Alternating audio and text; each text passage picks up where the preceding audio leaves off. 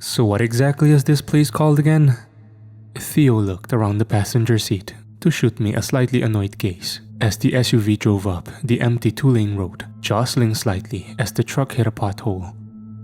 Dude, exactly how wasted were you last night? I told you, the beach and the park have virtually the same name. Birch Point Beach and Birch Point State Park. Duh. I snorted back at my friend, smirking and flipping him the bird before returning to gently massaging my temples. For a few moments, the world tilted slightly, then seemed to pass, allowing me to let out a small sigh of relief. I'm originally from New England, having been born in Portsmouth, New Hampshire. When I'd graduated high school, I'd decided that I didn't want to spend my entire life living in the same area I'd been born in. And so, setting my wings, I set out to find a place I could carve out as my own. Eventually, I settled across the country in eastern Washington and started my own construction business. I made good money, and I also made plenty of new friends. But I couldn't help but miss home at times. I'd go back during the holidays to spend them with my mother. But aside from that, I never really went back. Until I got a phone call from my old pal, Theo. Dude, you have seriously gotta take a break from work and come stay with me and Vaughn for a week at his parents' old summer home in Owl's Head. In any other situation, especially with clients breathing down me and my employees' necks, I'd have declined. But the call came just after my girlfriend had told me she was splitting from me. So, wanting some time to unwind and get away from it, along with life in general, I left my assistant in charge and boarded a plane for Maine the very next day. And now, here I was, crumpled in the backseat of the 1986 Jeep Grand Wagoneer that Vaughn had inherited from his parents, heading for some place I'd never heard of before. The throbbing feeling returned, and I let out a soft groan before putting my head in my hands. You're 34 years old, Evan, and you just spent last night getting wasted to the gills at a rager like you're still in your early 20s. And to top it off, you're running on just 5 hours sleep. That, if you look it up in the dictionary, is the textbook definition of the word stupid. Something hard gently bumped into the top of my head, and I looked up to see Theo holding out a bottle of Powerade. I took it gratefully, uncapping it and taking a swig. You look like shit warmed over, you know that, right? He asked, finally letting loose with a smile of his own. The cold drink felt amazing going down my throat, driving away some of the dehydration I felt and fueling my retort. Then I look just like I feel. Although with the bags under your eyes, you won't need to make much of a Halloween costume this year to take your little sister trick-or-treating. Vaughn suddenly let out a loud bark of laughter from the driver's seat, causing both of us to jump slightly. Ouch, dude, you just got burned to something spectacular, Theo. He looked away from the road long enough to shoot a grin at him. You gonna need some aloe vera for that one? Theo rolled his eyes at the lame joke, but it caught me off guard enough that I began snickering. He was about to say something when Vaughn interrupted him. We're here. I pulled myself up slightly from the leather seat to stare out the windshield. He was right. Ahead of us lay a medium-sized parking that stretched out into a rectangle. I noted with slight interest that there was only 1 or 2 other cars here. As if sensing my gaze, Vaughn spoke again. Not many people come here this early in the morning. They're down in town having breakfast or still asleep. I let out a grunt in reply as he pulled into an empty space and parked. For a few moments, the three of us simply sat in the truck, listening to the call of birds filtering in through the closed windows as the sky became lighter, hinting that dawn was just about to break. Then Theo spoke up. Well, let's hit it, gentlemen. And with that, he unbuckled his seatbelt, pushed open the door, and hopped out, slamming it shut behind him. I let out another soft groan as the sound reverberated in my head, making my ears begin ringing like I had a bad case of tinnitus. Vaughn looked around at me, a small look of concern on his face. Sure you're okay, Evan? I took a deep breath, blinking my eyes a few times before answering. Yeah, I think so. Just drank a little too much last night. My head feels like I just got off the old tilt-a-whirl at Canopy Lake Park. He let out a soft chuckle.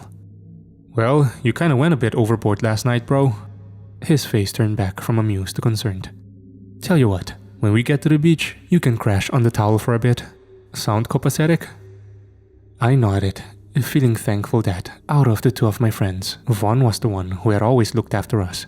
Had since we'd been kids. He reached over and patted me on the shoulder. Come on, before Theo gets impatient and pissy. Together, we pushed open our respective doors and stepped out. The cool breeze felt like a godsend against my brow, and I inhaled deeply, smiling at the ocean breeze which invaded my nostrils. Ah, the smell of the ocean. It invigorated me a bit, and I strode around to the back of the Jeep, where Vaughn was lowering the tailgate to retrieve the bag of towels and water he tossed in earlier. After shutting the tailgate again and letting the rear window roll back up, he pulled the key out and motioned for us to follow him. For a few minutes, we walked in peaceful silence, the only sounds heard being the birds in the trees around us and the growing crash of waves against the shore. Then, the trees parted, allowing us our first glimpse of the place we'd been brought to. Theo let out an awestruck laugh. Holy crap, V, you've been holding out on us. The beach looked nothing less than something you'd find on the front of a postcard, which you'd send back home to make people jealous of your trip. It stretched out to either side of us in sort of a crescent moon shape, the rocky ground giving way to sand that led to the water's edge.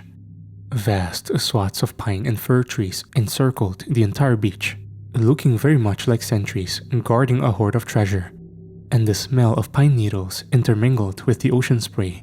Seagulls cried from overhead, and I turned my gaze to look out to see the sun was just beginning to rise on the horizon, and the dark shapes of what I realized were the mussel-rich islands were framed in its glow. I let out a soft laugh of my own. Dude, this is fantastic. How the hell isn't this place more known? Vaughn began walking towards the sand, the two of us following along. It's always managed to fly just under the radar of most tourists. He called over his shoulder to me. They prefer going to the huge beaches down in New York or Ogonquit, and that means this place stays a small slice of paradise for the locals, like me. He dropped the tote bag on the sand, reaching in and pulling out 2 bottles of water, which he handed to us as another grin began to spread across his face. And for the next hour or two, we have the entire place to ourselves. Theo let out a whoop at the news, one which made me wince slightly as it echoed in my head. But I couldn't help but give a grin of my own. Regardless of how you feel, this place is dope. A sudden burst of movement caused me to swing my head around, just in time to see Theo begin sprinting for the water. Last one in is a plucked turkey, he shouted, pulling off his shirt and throwing it behind him. Vaughn shook his head and turned, giving me a slightly amused smile. I let out a snort of my own. Every fish and crab in the bay is gonna think he's absolutely Jim Dandy when he hits the water and stirs up the bottom, I muttered, causing him to chuckle. You ain't joking, man. I took another swig of water before dropping the bottle on the sand. Crossing my arms over my head, I began to wrestle my shirt off. Dude, I told you when we got here you could crash on a towel for a little bit, I heard him say. I finally freed myself from the shirt, casting it to the sand next to the bottle. If I don't at least take a dip in along with you guys, I'll never hear the end of it from him. I hooked a thumb at the figure, which was now beginning to splash around in the shallow water like he was a little kid again. I'll just humor him with a few minutes swim, then hop out and lay on the towel for a bit. Besides, swimming in the oceans always helped clear my head. He looked like he wanted to argue, again being the older brother type, but instead nodded before pulling his shirt off as well. Race you to the water then? He asked me. I nodded. A second later, the two of us took off. The cool wind whipped in my ears, and I vaguely heard Theo egging us on. But my gaze was focused on the shoreline, pouring all the power I could muster into my legs as I awkwardly ran in the sand. My head began to spin again, and I silently prayed that I wouldn't pass out and fall on my face. This is so freaking stupid. But no turning back now. And then I reached the water's edge. Even in the middle of summer, the Atlantic Ocean felt absolutely breathtaking in how chilly it was. Holy shit, it's cold! I involuntarily yelled out, but I kept going, running until the water reached my knees, where I launched myself forward. The cold water felt shocking as it completely enveloped me, and I couldn't help but shudder as my body slid through the water, my eyes pulled tightly shut to prevent the seawater from stinging them. My head breached the surface, and I sputtered out as I heard a disappointed cry. "Damn it, Evan! Even hungover, you can still whoop my ass." I pushed the hair out of my eyes and turned to find Vaughn standing in the waist-deep water, grinning at me. "Guess I still got it," was all I said. Theo slapped me on the back, congratulating me. Then he turned and began swimming around, laughing as he would dive on the water and surface a few moments later. I shook my head as my feet touched the bottom and I stood up. Another wave of the hangover hit me hard, and I closed my eyes for a moment to center myself. It was a bit hard to do with the water gently rising and falling around me in rhythm with the pounding in my head. "You alright, man?" I opened my eyes to see Vaughn gazing at me, even more concerned than he had been before. And this time, I didn't blame him. "This truly was a stupid idea, dumbass." I swallowed before answering. "I think so. I'm just gonna go wait around for a few minutes, then pop out the towel and lay down for a bit." My friend nodded, then gestured to the pair of legs now sticking out of the water. "Go on, I'll keep an eye on this numbskull to make sure he doesn't hurt himself." Nodding, I turned away and waded towards the left side of the beach, making sure to keep the point in my vision so I wouldn't accidentally wade out too far. The waves gently slapped my body, and as I drew further away from the hooting and hollering behind me, I began to feel a little better. Being in nature had always worked as sort of a natural healing salve for me, and this was no exception. I gazed down into the water, looking at the shimmering world that my legs walked through. A rather annoyed crab scuttled out of my way as I approached, raising its claws as if challenging me to a duel. I chuckled softly. "Not today, buddy. I'm nowhere near in the mood." A few small fish dotted about just ahead of me before streaking between my legs and out into deeper water. The distant crash of the waves on the rocky shoreline further out completed the idyllic, peaceful scene, and I felt my pounding head lessen slightly. That was when the feeling came over me. To this very day, I can't fully describe what it was. All I know is, one moment, I was feeling content. The next, it was like a lightning bolt had gone up my spine. The shiver that coursed through me was stronger and more noticeable than any I'd had before in my life, and it caused me to freeze in place. My head snapped up, and I looked around me. Aside from the gently lapping waves, nothing disturbed the water around me. I shot a gaze behind me. Vaughn and Theo were still at the other end of the beach, now engaged in some sort of diving competition. Neither one was paying attention to me. Then, what the hell was that? I wondered. Another feeling washed over me, this time much easier to distinguish, though far less welcome. It was the feeling of being watched, being stared at. Having had to dodge more than a few sketchy people every time I had to travel to Seattle for meetings with clients, it was a feeling I knew all too well. I'd learned how to distinguish the difference between a pair of benevolent eyes watching me and those with, well, shall we say, more malicious intentions in mind.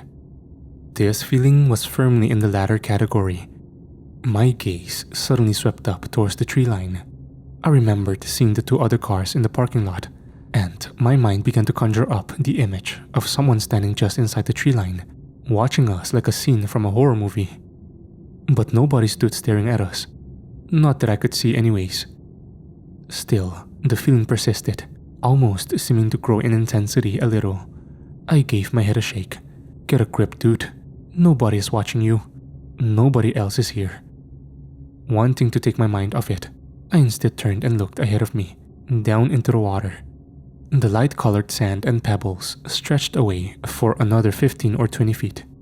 Then, the bottom changed to a slightly darker color, looking a little bit covered with muck and seaweed, indicating the slope which led out to deeper water. For a moment, I simply stared at it, my head slightly tilting to the side. Something was scratching at the back of my mind, very faintly, but I couldn't understand what it was. Why does that look weird to me? Nausea suddenly slammed into me, and the dizziness returned with a vengeance. I felt bile rise in my throat, and I turned away from the spot, rushing to get out of the water. Emerging onto the beach, I raced up towards the trees, hearing Vaughn vaguely call my name. But I was focused on one thing only. I reached the first tree and leaned against it, taking a single breath before vomiting onto the ground. For a minute, I just leaned against the tree and threw up. The pounding in my head sprang up its head, and I fought for breath against the sting of my stomach acid in my mouth and throat. The world began to spin, and I thought I'd faint where I stood. Dude, holy hell! I turned, seeing Theo and Vaughn standing next to me. Vaughn pulled me away from the tree and gently began guiding me back towards the tote bag. Come on, man, you need to lie down, he said, reaching our stuff. He signaled for Theo to lay out one of the towels, then slowly eased me down to sit on it. He picked up my shirt from the sand, shaking it off and handing it to me. Put this on and try and relax, he said, before looking up at Theo. He ain't going back in the water, bro. Last night really did a number on him.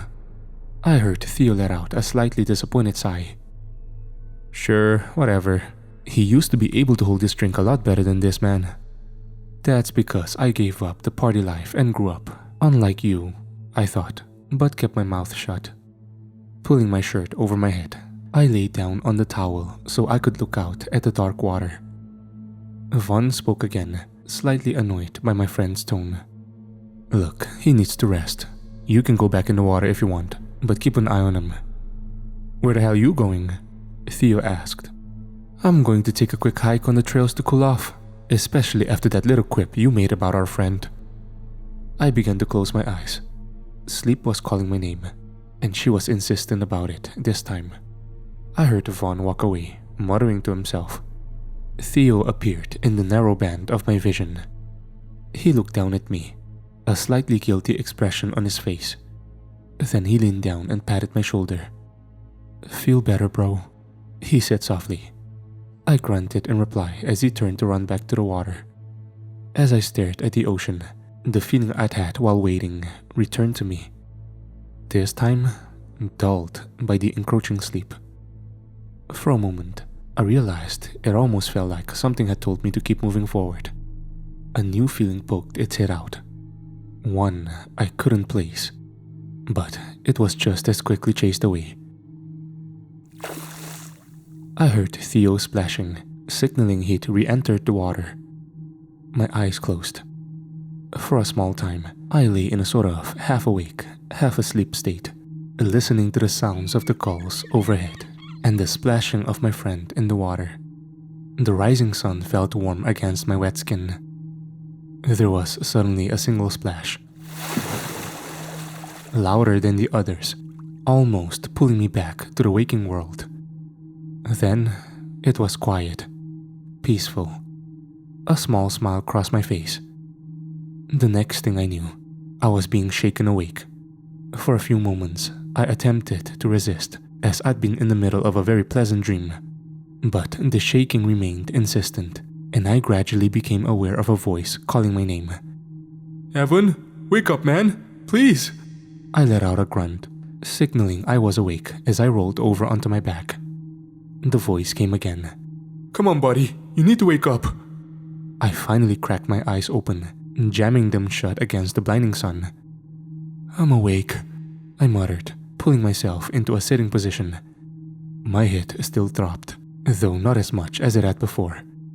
Something was placed into my hand, and after a moment of feeling, I realized it was a pair of sunglasses. Flipping them open and sliding them on, I was finally able to open my eyes. Vaughn stood above me, looking around in almost a frantic motion.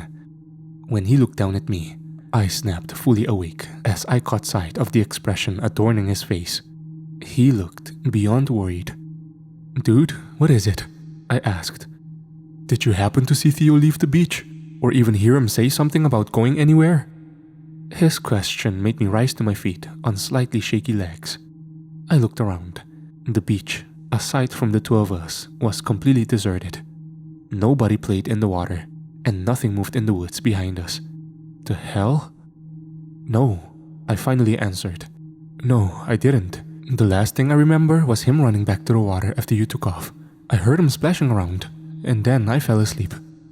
Great, Vaughn muttered, then gestured down. Well, he couldn't have gone far. He left his shirt and shoes here. He was right. Theo's Converses and t-shirt still lay where he dropped them. My mind began to turn, faster and faster. I looked at my friend. Could he have gone back to the jeep for something? A look of relief suddenly flashed in his eyes. Come on, let's go quickly look around. And with that, he led the way back up the trail, walking slowly so that I could keep up. The dizziness hadn't fully gone away, but at least I felt confident I wouldn't pass out now. I felt sure that we'd round the corner and see our friend rifling through the truck for something. We did leave our phones in the jeep anyways. But as we rounded the last bend and the parking lot came into view, that hope was torn from me like a fish in a shark's mouth.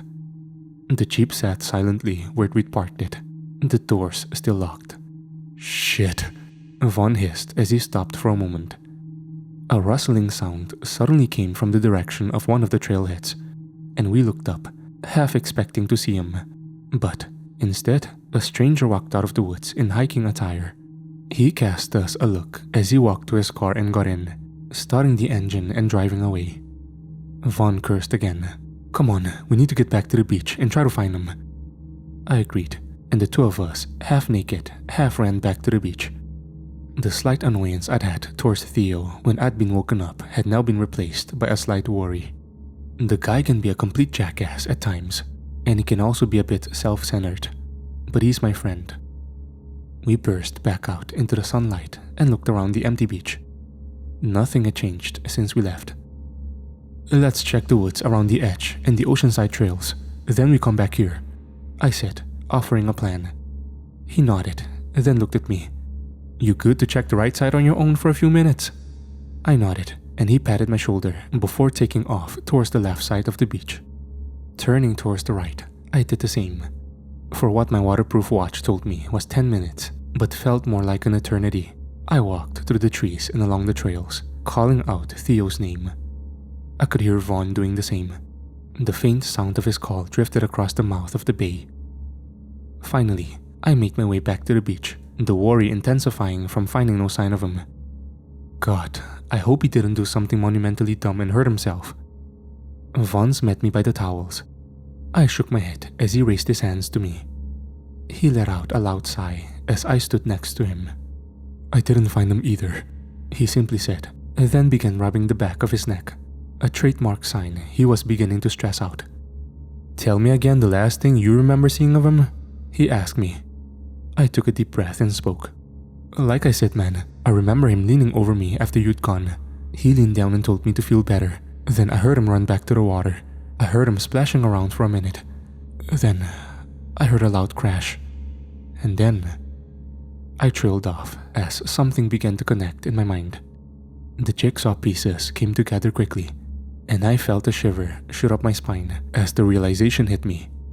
My heart began to beat hard in my chest, and I felt the blood begin to drain out of my face as a wave of dread surged into me. Oh shit. Vaughn had caught sight of my face, and he grabbed my shoulder to study me. What, Evan? Then what? My eyes locked with his. I heard a loud splash, and then nothing. Silence. My friend's face suddenly went as pale as mine must have looked as he realized what I was saying, and both our gazes swung towards the water. The waves lapped gently on the shore. No sign of movement came from it. He finally spoke, his voice barely above a whisper. Oh, fuck. And then, the two of us began running for the water, shouting Theo's name. Neither one of us bothered to pull off our shirts. We hit the water, hard. I nearly tripped as a particularly large swell smacked me in the knees, and I swung my gaze around, seeing nothing. The mental image of my friend's drowned body, hovering just above the sandy bottom, flashed in my mind's eye for a moment, and I pushed it away as another wave of fear rolled into me. You gotta keep calm. You gotta keep calm. You gotta keep calm, man. A hand fell on my shoulder, and I turned, snapping myself out of my thoughts to see Vaughn beside me, his face now set in steely determination. We've gotta split up and search. He pointed to the farthest right side of the bay. You take that side and keep calling out to me every so often, whether you find him or not. I'll do the same over here. I nodded, forcing myself to stay as calm as possible as I watched him turn away, lifting his arms out of the water as he began heading towards the other side. I gazed after him for a moment, then turned and began moving in the opposite direction. My eyes, aided by the sunglasses I still had on, stared down into the water, rapidly looking to the left and the right. But I saw nothing but sands and rocks. "You find anything?" I heard Vaughn call out behind me. "No, nothing." My eyes flickered towards the darker shade of the deeper water. He could easily have been pulled out to sea by the tide. After all, you have no idea if there's a riptide in the bay. That thought scared me more than anything. I could easily imagine Theo's corpse drifting in the dark, like the body in the underwater scene from the TV show The Terror. I was beginning to chide myself again when I felt my foot collide with something that half rose out of the bottom, kicking up a large cloud of silt and sand. I could tell by the feeling of it against my foot that it wasn't anything natural. My breath quickened a bit, and I forced myself to stoop down, my hand disappearing into the cloud as it felt around. My chin was touching the water, and I shut my eyes around as I felt my fingers close around it. The same odd feeling I'd had earlier returned. I still couldn't tell what it was, but with every fiber of my being on alert, it felt amplified and thoroughly unpleasant. I stood back up, pulling what I'd uncovered out of the water. A small wave of confusion passed over me as I stared, watching the water drain out of it. What the hell? It was a man's shoe, one of the slip-on types that you'd see people wearing while aboard yachts. It clearly had been sitting on the bottom for a long time. A slimy covering of muck and algae stuck to the top, and the color had begun fading. My gaze looked down into the water to see if its twin lay on the bottom. There was nothing else there. Why didn't the person retrieve their shoe if they lost it? I shook my head suddenly. I needed to focus. Theo's life might depend on it, if he's even still alive. Vaughn called out again. "Hey, what'd you find?" I turned to see him looking back at me. "Nothing of his, just an old shoe. Keep looking." He nodded at me and turned back. I turned, giving the shoe a last look, before letting it slip back below the waves. I watched it sink to the bottom, and then I moved forward again. I'd only gone another 15 feet when I heard a loud splash come from somewhere behind me. Then nothing. I called out. "Hey, you find him?" There was no answer. "Hey, Vaughn, did you find anything?" Still nothing. Another shiver suddenly rolled up my spine, and I turned, beginning to call out again. "Dude, did you—" Vaughn was gone. For a moment, my brain short-circuited, trying to process what I was seeing. "What the fuck?" I whispered. My brain suddenly computed, and I realized he must have dived underwater for something. A heavy pit settled in my stomach as I realized he might have found our friend, and I prepared myself to see him surface carrying Theo's body. But nobody broke the gently rolling swells. I looked at my watch, seeing that a minute had passed since he disappeared. "Vaughn?" I called out. My voice seemed to echo off the trees and the bay itself, but nobody answered. I called out again. "Vaughn?" Then I suddenly felt my heart begin to race again as a new wave of fear surged into me. What happened to him? I began to move towards the left, keeping in line with where I'd last seen him. The largest swell yet smacked into me as I waded as fast as I could go. I suddenly imagined that there was a sharp drop-off and that both of my friends had accidentally fallen into it, getting caught in a riptide which pulled them out to sea and to the bottom. My heart was pounding like a drum in my chest, and I was close to hyperventilating. Shit. Finally, I reached where I swore he'd been and looked around. I was standing in water up to my chest, and even with the shirt on, I was beginning to shiver. Nothing moved, and I saw no sign of my friend anywhere. That was when something caught my eye. Beneath the waves, I turned, trying to distinguish what it was. But the swells had become a bit fiercer, distorting everything. I took a step forwards, squinting my eyes. It remained elusively out of focus, though I could tell it didn't belong, looking much brighter than the surrounding sand. Another step forwards. It became a little clearer, though still unrecognizable. Another large swell smacked into me, and I took a third step forwards. That's when the feeling I'd had earlier slammed into me like a can worth. The same lightning bolt shot up my spine, and I froze. I realized I'd reached the same place I'd had it before as well. As much as I tried forcing myself to move forwards, it was as if some primitive part of my brain refused to allow my body to do so. Finally, I decided to quickly duck under the water to see what I'd spotted. Leaving the sunglasses on, I took a deep breath and slipped beneath the waves. The salt water stung my eyes as I forced them open. The shapes distorted, but much easier to see than from before. I turned to look in the direction I had, seeing it much clearer now. What the hell is that? I allowed myself to float a little closer. The object came into focus. I froze like a statue. For a moment, I wasn't able to move. My eyes locking on it, my brain trying to comprehend what it was and simultaneously trying to refuse. The feeling I'd felt again returned with a vengeance, along with a new emotion. Horror. I shut up, my head breaking the water as I spotted it from my mouth and felt my heart thunder in my chest. My eyes widened as I slowly began to back away, locking on what I recognized now. It was a human leg. To be more specific, it was Vaughn's leg. The tattoo wrapped around the ankle was proof of that.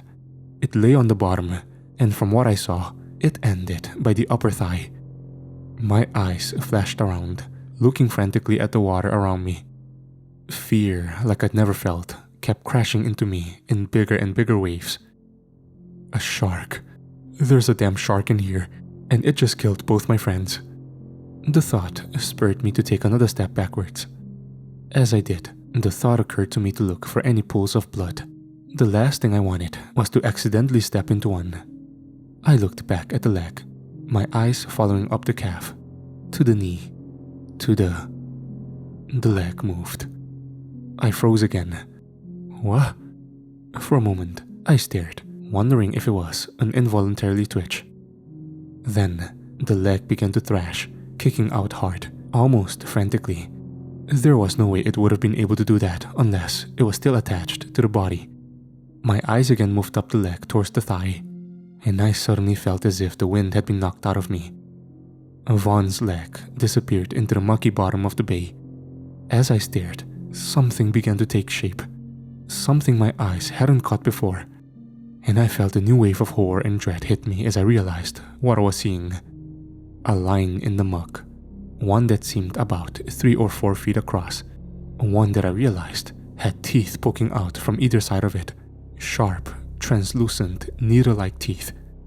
That wasn't the thing that made me want to scream though. 2 eyes stared out at me from just above it, ones that almost perfectly blended in with the bottom, if not for the black pupils that gazed coldly up at me. The mouth opened slightly, and I felt a bit of suction, almost pulling me off my feet. I watched, petrified, as Vaughn's leg, which for a split second I saw was still attached to him, was sucked inside, the foot giving one final pathetic kick as the mouth closed over it. It was a sight that, all these months later, I still see in my nightmares. My body shook violently, and every fiber of my being screamed at me to get out of the water. But I was literally rooted to the spot, frozen in terror. I felt like the character in a horror movie, the kind you screamed at to move as the killer advanced on them and never moved. Something to my right caught my eye, a small movement. I turned, and for a moment didn't understand what I was seeing. And then I was suddenly racing towards the beach, the water maddeningly slowing me. I felt a suction pull on my legs and a loud splash emanate from behind me, but I forced myself to fight it. The water became shallow, and as soon as it reached my knees, I began running. A strange sound suddenly reached my ears, and for a moment, my mind couldn't comprehend what it was. And then I realized. Screams. My screams. It had been almost 6 months since I tore from the water that morning. As soon as I was free of the waves, I sprinted for the parking lot, stopping only to snatch up the keys to Vaughn's Jeep. I'd been delirious as I'd crashed through the bushes. According to the hiker who'd found me frantically trying to unlock the driver's door, I'd barely been able to speak. But when I babbled about my friends and the water, he'd called the cops. When they'd come, I'd calm down just enough to be able to tell them what happened. They, of course, didn't believe me. They thought I'd had a mental break. They searched the beach, even bringing a diver in to check the bay. But they found nothing. No sign of Vaughn or Theo, and no monster buried in the sand and muck. Only depressions which the diver noted looked a bit unnatural. The police chalked my friend's fates up to either drowning or a shark attack. For such a small town, it surprisingly didn't even make the local paper. And when Theo's girlfriend arrived when the police called her, they barely answered any of her questions. She was forced to go through the most basic procedures before being hurried out the door. And since Vaughn's parents died 3 years ago, there was nobody they could call for him. I can only assume that the people in charge of government in Owl's Head didn't want the idea of 2 people dying at their secluded, paradise-like beach to stain the town's reputation.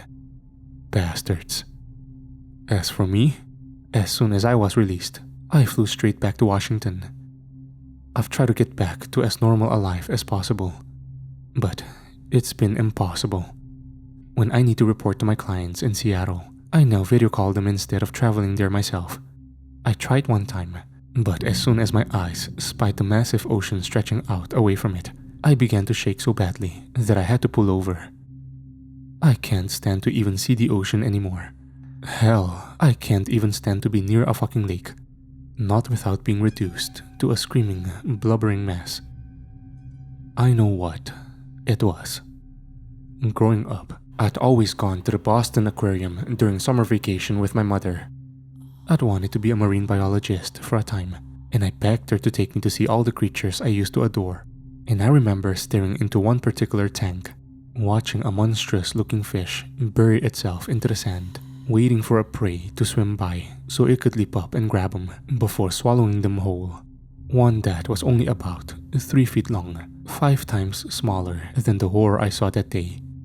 And looking to the plaque mounted on the wall beside the glass, seeing the name Stargazer. I suffer nightmares every time I fall asleep. Nightmares of seeing my friend being eaten alive, disappearing into that mouth, one as wide as a dinner table. Nightmares of seeing those cold eyes gazing at me, eyeing me like I was a Thanksgiving turkey. And nightmares of turning to see the second one rising from the bottom, getting ready to strike at me. The few people I've tried to tell about what I saw that day, scientists and marine biologists, never believed me, saying that those fish could never grow to such sizes. And now, I've finally decided to post what happened that day here, in a place others tell of unbelievable and horrific things that no one believes. I don't care if nobody believes me here either. I need to warn you. Warn as many people as I can. There are horrific things that prowl the ocean. Things that scientists haven't seen yet. Things that nobody has seen yet. Seen and live to tell about anyways. Even if you don't believe me, please, at least be wary when you go to the beach. Be vigilant when you wade into the water to have fun with your friends or family. Because it's not just the deep ocean you should be afraid of.